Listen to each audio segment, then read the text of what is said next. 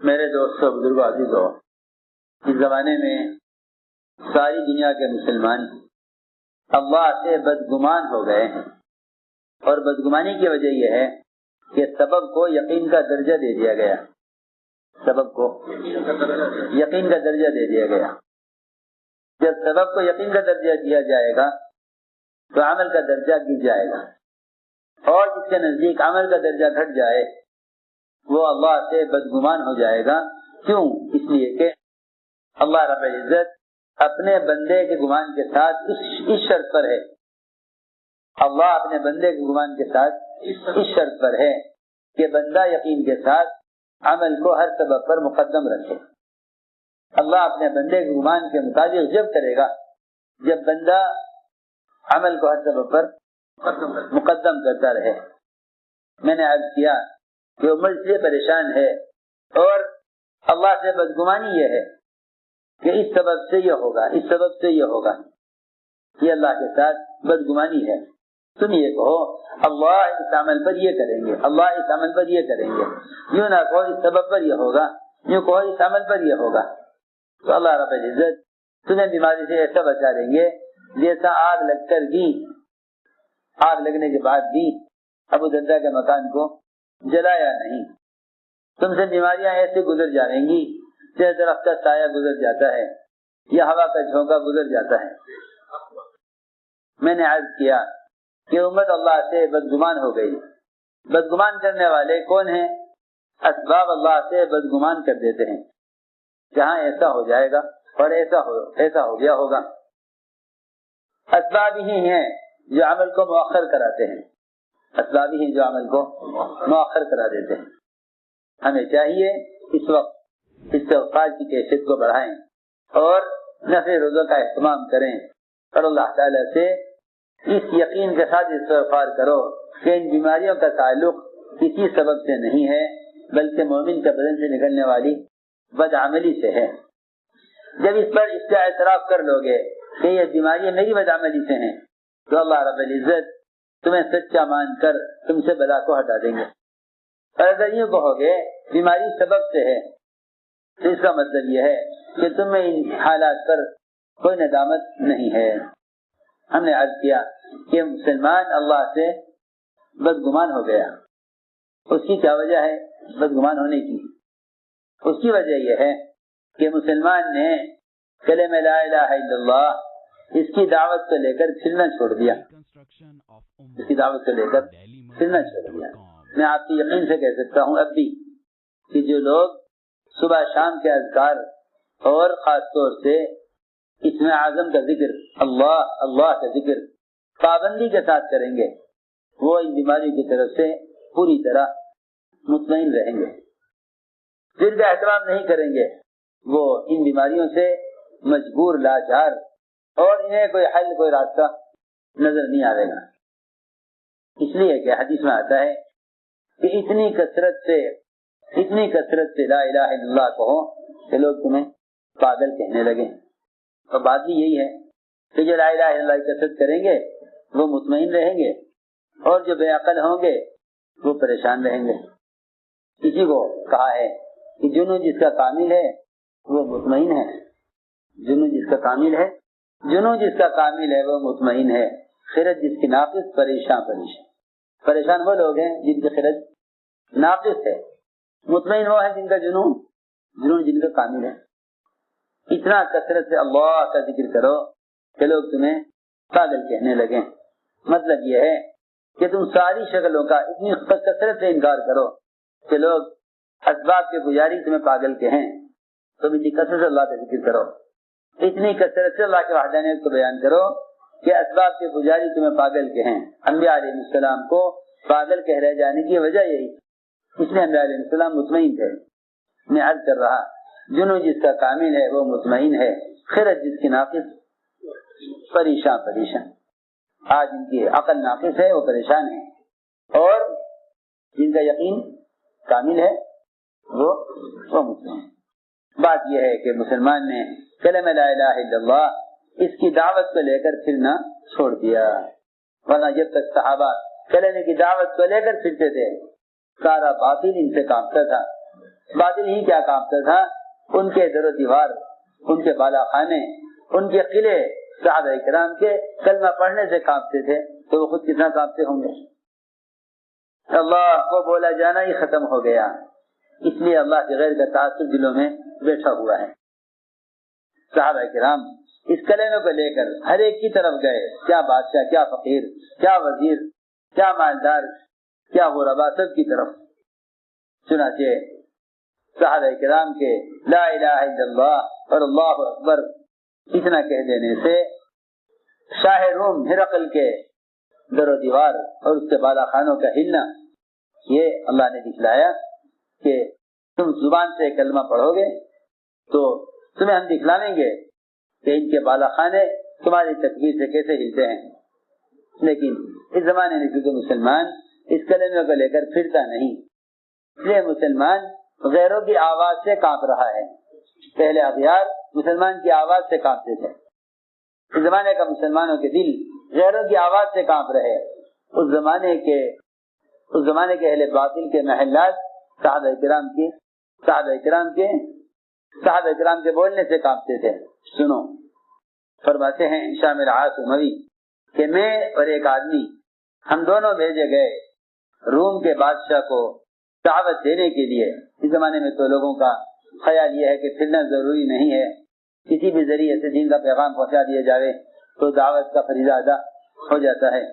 حالانکہ یہ جتنے بھی رواجی طریقے ہیں اس پر اللہ تعالیٰ کا وعدہ ہرگز نہیں ہے، اور ان رواجی طریقوں سے دین پھیلانے پر ذمہ داری ادا نہیں ہوتی۔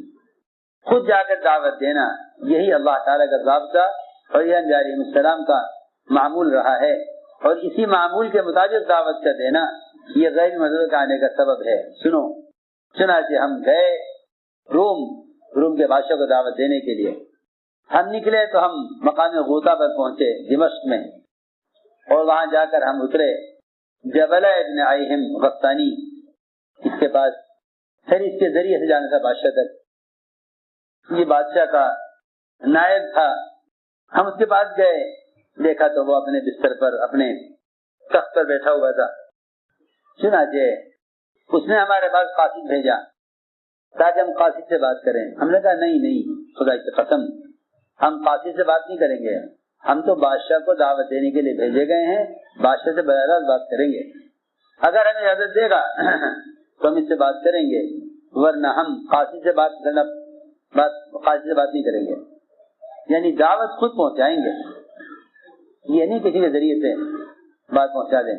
ہم بھیجے گئے ہیں ابوبکر صدیق رضی اللہ عنہ کی طرف سے، ہم بھیجے گئے ہیں امیر المؤمنین ابوبکر صدیق رضی اللہ عنہ کی طرف سے، ہم جا کر خود بات کریں گے، ہم قاصد کے ذریعے بات نہیں کریں گے۔ قاصد نے جا کر اس سے کہا کہ وہ تو کہتے ہیں ہم آپ سے براہ راست بات کریں گے۔ چنانچہ اس نے اجازت دے دی، انہوں نے بات کی۔ اس نے کہا ٹھیک ہے بات کرو، کیا بات ہے؟ تو ہشام العاص انہوں نے اس کو دعوت دی اسلام کی طرف۔ دیکھا کہ اس کے جسم پر اور اس کے بستر اور اس کے فرش اور اس کا سارا کپڑے اس کے سیاہ تھے۔ تو ہشام العاص نے کہا کہ یہ چاروں طرف سیاہی کیوں ہے؟ تمہارے کپڑے بھی سیاہ، بستر بھی سیاہ، پردے لٹکائے ہوئے ہیں یہ بھی سیاہ، چاروں طرف سیاہی کیوں ہے؟ اس نے کہا میں نے قسم کھائی ہے کہ جب تک میں تمہیں ملک شام سے تمہاری جماعت کو باہر نہ نکال دوں۔ ہائے ہائے، وہ تو ہماری اصل میں جماعتوں کا پھرنا صحابہ کرام کی آداب اور ان کی شرائط اور ان کے والی پابندیوں کے ساتھ ہے نہیں، ورنہ ایک جماعت انہیں سے نکال دیا جاوے تو پورے ملک سے فتح ہونے کے لیے کافی ہے۔ اس نے کہا کہ میں نے قسم کھائی ہے جب تک میں تمہیں ملک شام سے باہر نہیں نکال دوں گا تمہاری جماعت کو، میں اس وقت تک کالا لباس بدلوں گا نہیں، جب تک میں تمہاری جماعت کو ملک سے باہر نہ نکال دوں میں کالا لباس بدلوں گا نہیں۔ ہم نے کہا کہ تو ہمیں نکالنے کی بات کر رہا، یہ تیرا تخت جو تو بیٹھا ہوا ہے خدا کی قسم، اور یہ تیرا ملک، یہ سارا کا سارا ہم لے چکے ہیں، یہ ہمارے ہاتھ میں آ چکا ہے، ہمیں اس پر قبضہ مل چکا ہے، اور ہم قریب لے لیں گے تجھ سے، اس لیے کہ اگر اللہ نے چاہا ہمیں اس کی خبر ہمارے نبی محمد صلی اللہ علیہ وسلم دے چکے ہیں، یہ ملک تمہارا اور تمہاری بادشاہت یہ سب ہمیں ملنے والا ہے، ہمیں اس کی خبر محمد صلی اللہ علیہ وسلم دے چکے ہیں۔ بادشاہ بھی کافر ہوتے ہوئے بھی اس زمانے کا تو مسلمان بھی نہیں جانتا کہ غیروں پر غالب آنے کے کیا اسباب ہیں، اس زمانے کے کافر بھی جانتے تھے کہ مسلمانوں کے غالب آنے کے کیا اسباب ہیں۔ سنو، اس زمانے کا مسلمان بھی نہیں جانتا کہ غیروں پر غالب آنے کے کیا اسباب ہیں، اس زمانے کا کافر بھی جانتا تھا کہ ان کے مغلوب ہونے کے کیا اسباب ہیں۔ بادشاہ نے کہا تم وہ لوگ نہیں ہو جو میرے ملک پر قبضہ کر لو، تم وہ لوگ نہیں ہو، وہ تو وہ لوگ ہوں گے جو راتوں کو قیام کریں گے تہجد میں اور دن میں روزے رکھیں گے، وہ تو وہ لوگ ہوں گے۔ تم پہلے مجھے بتاؤ تو صحیح، کیا تم روزے رکھتے ہو؟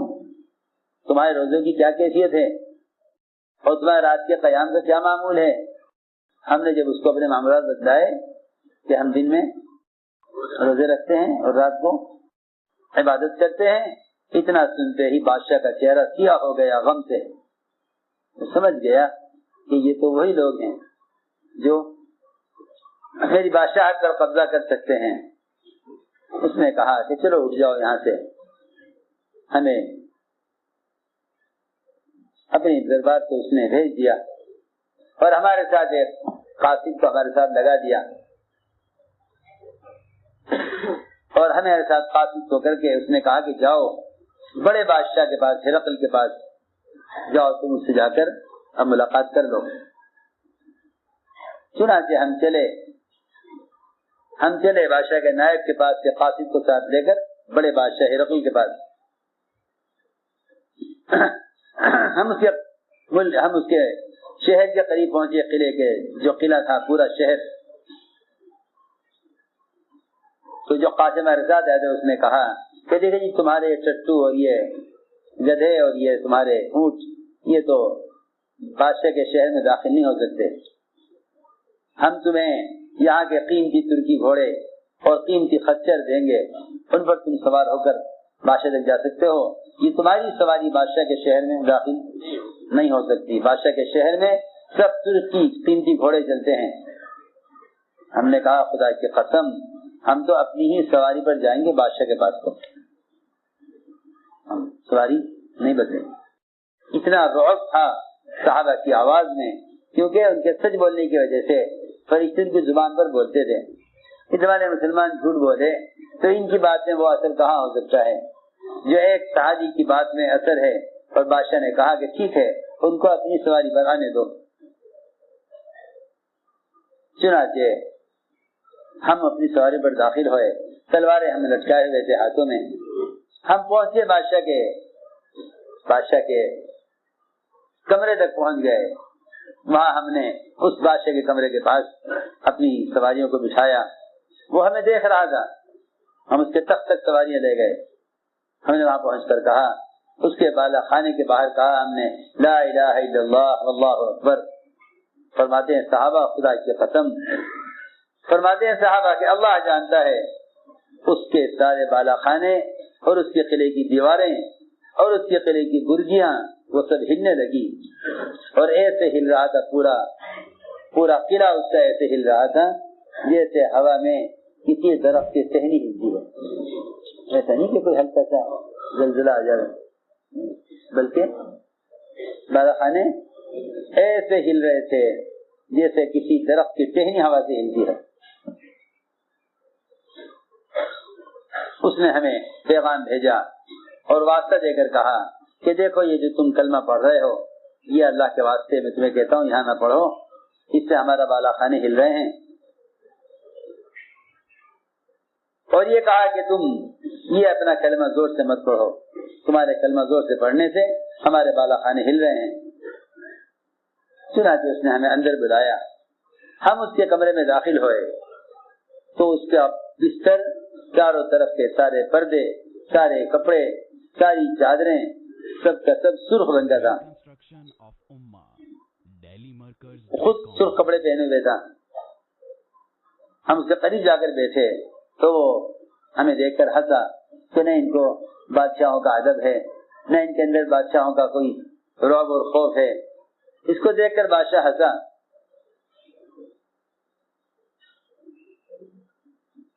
بادشاہ نے یہ کہا کہ سب لوگ میرے پاس آتے ہیں, وہ مجھے سلام کرتے ہیں, تم نے مجھے سلام کیوں نہیں کیا؟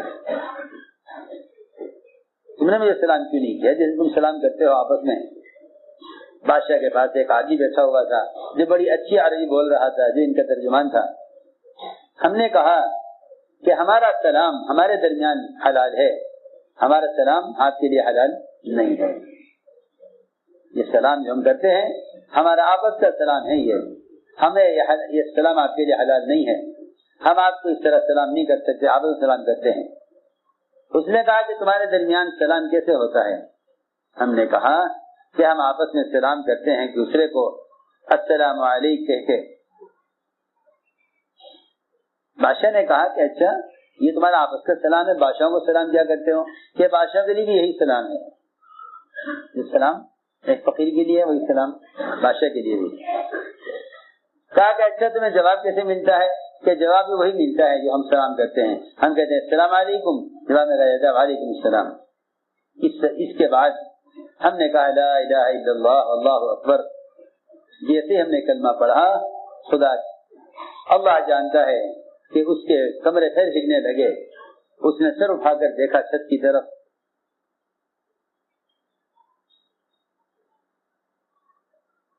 اس نے کہا کہ یہ وہ کلمہ ہے جب تم اس کو کہتے ہو تو غرفے اور بالا خانے ہلنے لگتے ہیں.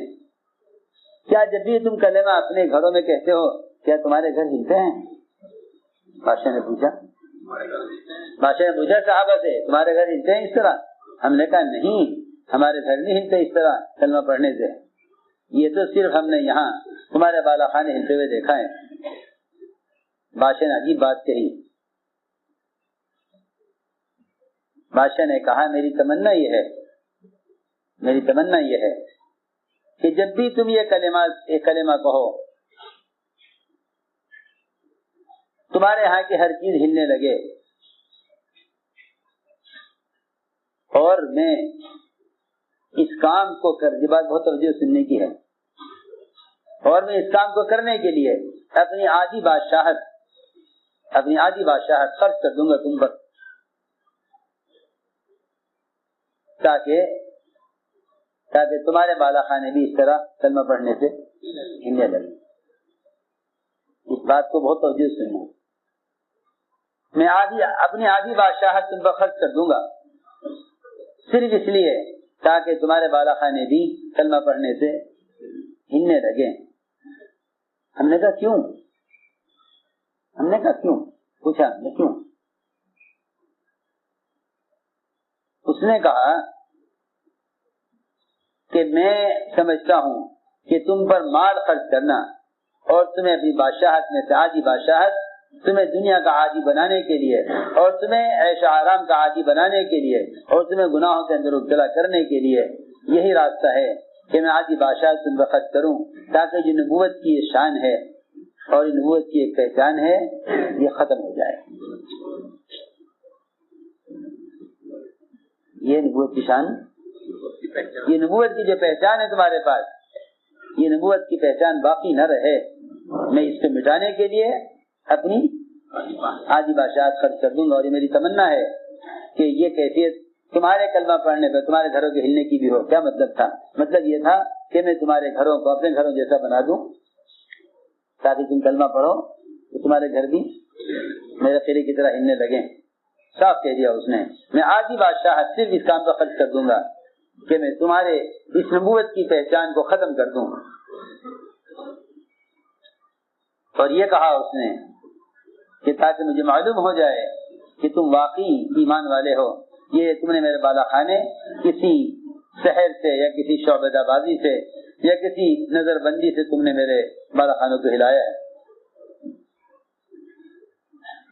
اس نے ہم سے اسلام کے بارے میں سوالات کیے, ہم نے اس کو سارا اسلام سمجھایا. اس نے کہا تمہاری نماز کیسے؟ ہم نے کہا روزے کیسے ہیں؟ ہم نے نماز روزوں کے سارے مسائل اور سارے طریقے اس کو بتائے. چنانچہ اس نے کہا ٹھیک ہے تم جاؤ آرام کرو. اس نے ہمیں بڑے خوبصورت کمروں میں ٹھہرایا اور ہمارے لیے بڑی اچھے کھانے کا انتظام کرایا اور ہماری بڑی مہمانی کی. کہتے ہیں کہ ہم 3 دن ٹھہرے اس کے یہاں. پھر اس نے ایک رات وہ توجہ سننے کی ہے کتاب. پھر اس نے ہمارے پاس ایک رات حاجی بھیج کر نے بلایا رات میں, درمیان رات میں. ہم گئے اس کے پاس. اس نے ساری باتیں دوبارہ ہم سے پوچھی, ہم نے ساری باتیں اس کو بتلائیں. پھر اس نے ایک صندوق منگوایا, ایک صندوق منگوایا. یہ کیا صندوق تھا؟ آدم علیہ السلام نے اللہ سے یہ دعا کی تھی کہ اللہ میری اولاد میں جو انبیاء علیہ السلام آنے والے ہیں, میں تو اس زمانے میں ہوں گا نہیں, جب وہ آئیں گے تو مجھے ان کی تصویریں مجھے دکھلا دیں. تو اللہ تعالیٰ نے آدم علیہ السلام پر کو ساری انبیاء کی تصویریں, محمد صلی اللہ علیہ وسلم سب کی تصویریں اللہ تعالیٰ نے اتار کر آدم علیہ السلام کو دے دی.